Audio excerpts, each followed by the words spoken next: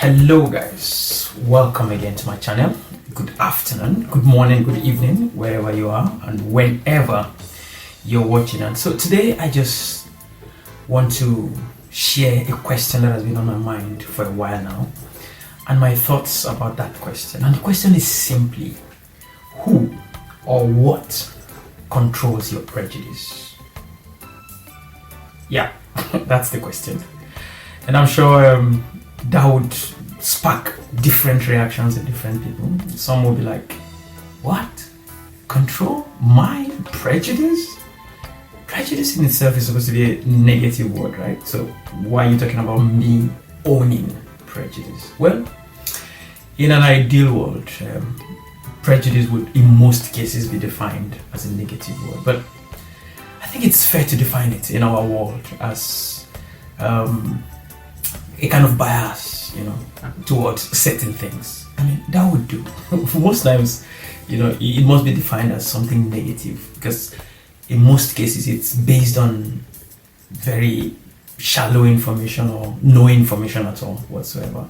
So it's fair to believe that it's a negative word in most instances. But to be honest, it is not always the case that people do not harbor some form of prejudice. And recent events some of the reasons why I've decided to talk about this in this video. And one of those events is a news I saw just yesterday. I saw a news, I read a news somewhere where a 14-year-old boy, black boy, was stabbed to death by, I don't know, certain people. And the news, what struck me in the news was they said he was racially abused before he was stabbed. And I'm aware that a 14-year-old boy, along with other people, have been charged for his murder. And I was thinking, I said, what in God's earth would prompt a 14-year-old child, to get involved in that kind of thing? And it just boils down to that one word: prejudice. I mean, it doesn't matter what type of prejudice you're talking about, be it racism, sexism, homophobia, anything whatsoever that you're talking about.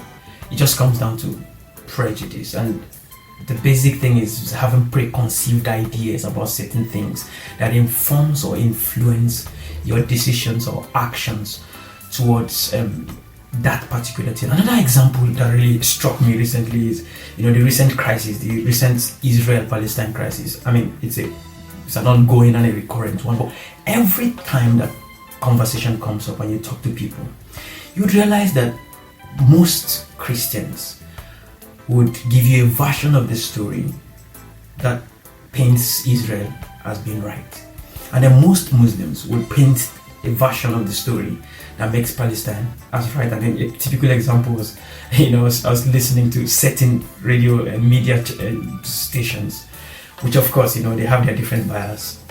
And the report was that Israelis are killing children and women. And then on the other side, the report is Hamas are hiding behind women and children to kill Israelis, who then retaliate and then collateral damage, as the word goes.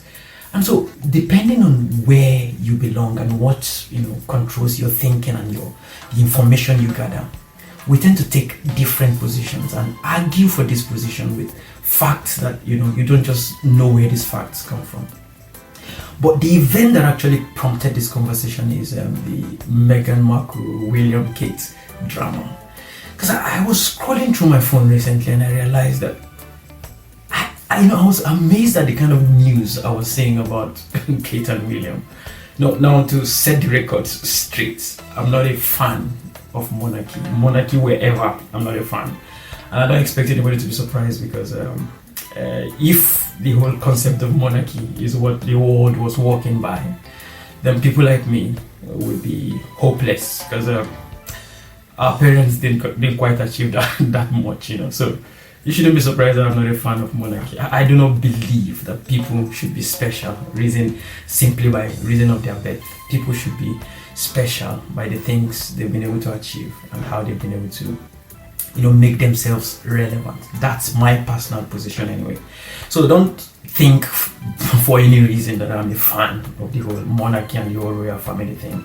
But this struck me because every time I picked up my phone, I would see such crazy news and irrelevant news about Kate and William. I just picked a few of them. Daily Express, charming Prince William delights royal fans by carrying clutch bag after NOI joke. I mean, carrying a bag was news. Daily Express, Prince William Scotland speech was eyebrow raising amid Harry's recent palace attack. Daily Express, William and Kate's workload almost doubles since Megxit.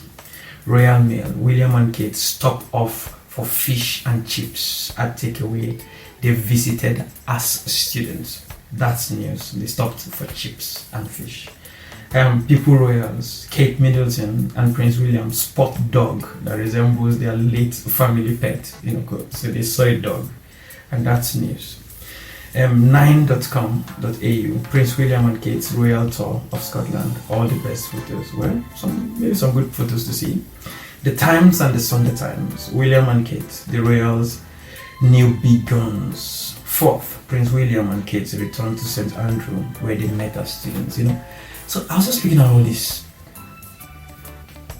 non-news or newsless news, depending on how you want to look at it. And I was just wondering why that was happening. And then I realized that, the whole idea is to try to shift the attention from Harry and Meghan to these ones who are relevant to the cause at the minute. And it got me thinking about how your prejudice, or that thing that you believe so much in, how it was formed in the first place.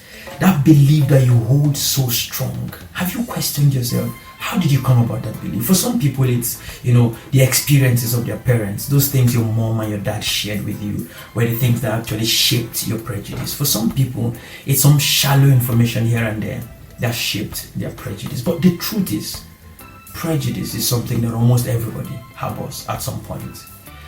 And for some people, they take it to an extreme.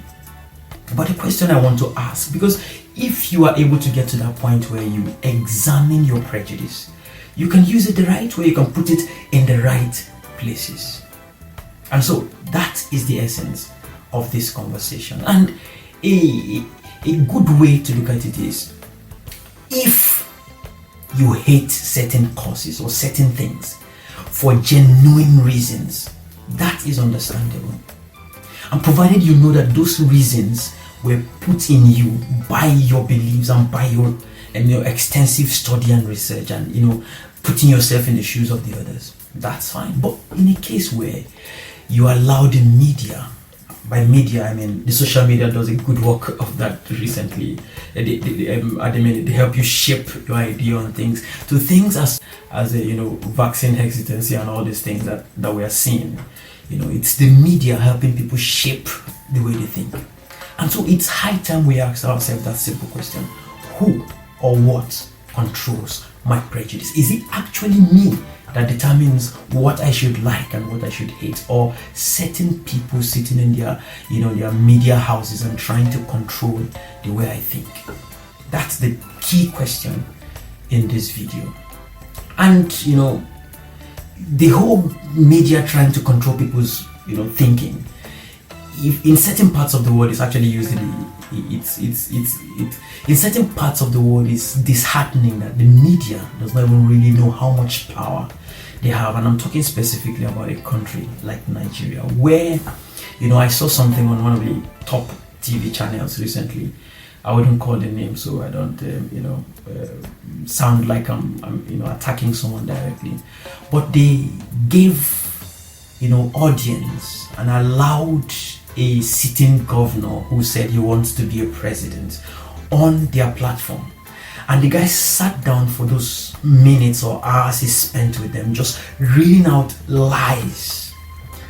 And if the media in that country know how much power and how much ability and how much they're able to achieve. I mean, they would have been able to just go to those states and try to verify those things that the man was sitting there saying, but of course they don't care, because something controls their prejudice. Maybe, their employer, or the fact that they need to eat or something.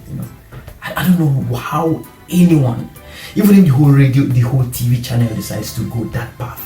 Don't you sit down and ask yourself sometimes that, what am I doing to my children's children and to the future of this country if people like this are lied into office? I mean, we're presently reeling in the pain of some of the lies we were told some years ago, and yet you still give your platform to someone who come on air to just reel out lies, unfounded statistics, and the common humanity of you going to that state to verify these things. It's just too much for you. But that's a discussion for another day. The fact that the media in certain countries do not know how much they are able to influence the public, and then the media on the flip side, the media in other countries realize how much power they have over our thinking. And that's my focus today: how much of our prejudice is controlled by the media. And so I just came up with a few tips on how you can actually use your prejudice, or bring your prejudice to the place of positive use, if there's any such thing.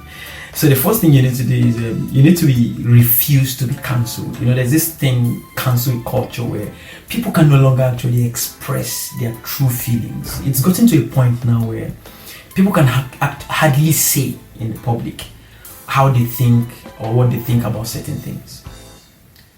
And what happens, the consequence of that is, when you give people opportunity to take decisions, the real, things they have in their minds come out. So there's this behavior, this mentality where people cannot even speak exactly what they want to say. For instance, the whole racism conversation. I believe where I am here now in the UK that there are several young people who have genuine reasons to be angry about certain things that are happening, but they simply can't talk. Because if you open your mouth to talk, the next thing is you're a racist, you're attacking foreigners and all of that. But I believe people need to be allowed to say exactly what they think about certain things that they see happening. And so the first step towards examining your prejudice is refusing to be cancelled. Speak out about what you believe. Don't let anybody guilt trip you or shame you into, by calling you those horrible names that nobody wants to be called. If you believe certain things are wrong and that's what you believe, let's start by you expressing those beliefs, not by violence, but by at least making your position known about certain things. What that does for you is it attracts people in the opposite side to you, and then it brings you into a conversation that would most likely help you to learn. And so that leads directly into the second tip, which is re-examine your facts and the source of your facts. So when you begin to express how you think about certain things, the next thing that happens is you get an opportunity to now re-examine those things that you believe. Now, for instance, if you believe that people of certain sect or people of certain religion or people from certain parts of the world are behave in a specific way that you do not like, if you express that view, then you begin to get people who would, have a conversation with you about that, and you get to discover that that might not actually be the case. One of the experiences I've had, since coming to the UK here is there's this belief by some people that all black people fall into one collective, community of black people. All Muslims are together in one, but that's far from it. You have a scenario where some Africans like myself came from Nigeria and from other parts, from other African countries. You have scenarios where some black people were born here, maybe their third, fifth, sixth generation came here. Some came from the Caribbean, different cultures, different beliefs. But there's this feeling or this mentality that, they are all one. Stereotyping, right? That's where some of the problems begin from. But as you begin to express yourself and you begin to re-examine your own, information and the sources, you begin to discover some of these things that would help you. And then finally, you need to take a pause and step into the other side of the camp. Sometimes you need to just, let me pause these beliefs about these people and, step into their shoes. show some empathy. This thing they are saying, is it true? How true is it? If you do that, trust me, you will now discover that a good number of the things you've always thought might not actually be what you think they are. It could be that you've all this while misunderstood their situation, and what that will do to you, it will help you to now bring yourself back to a point where you think like a human being. The truth is, there is the angel in every one of us. I mean, the good angel in every one of us, and there is the evil angel in every one of us. If there's any such thing as an evil angel, or if you prefer, there is the angel in every one of us, and the devil in every one of us. It's the one you know fan, or you support, or you cheer, that actually expresses itself. So it's time for you to take a pause, re-examine your prejudice. Think, these things that I hold so dearly, let me put them to test and see if they are actually worth it. Inform yourself, step into the shoes of the people on the other side, and then hopefully we will have a better world. But the question I like you to leave this video with, and to answer in your own way, what I've shared with you basically is my own thoughts. I'd like you to ask yourself that question: who and what controls your prejudice? Thank you very much for watching this video till the end. I hope you would like, subscribe and share so it gets to other people, and I hope you would stick around for my next video. Thank you very much, and see you again soon.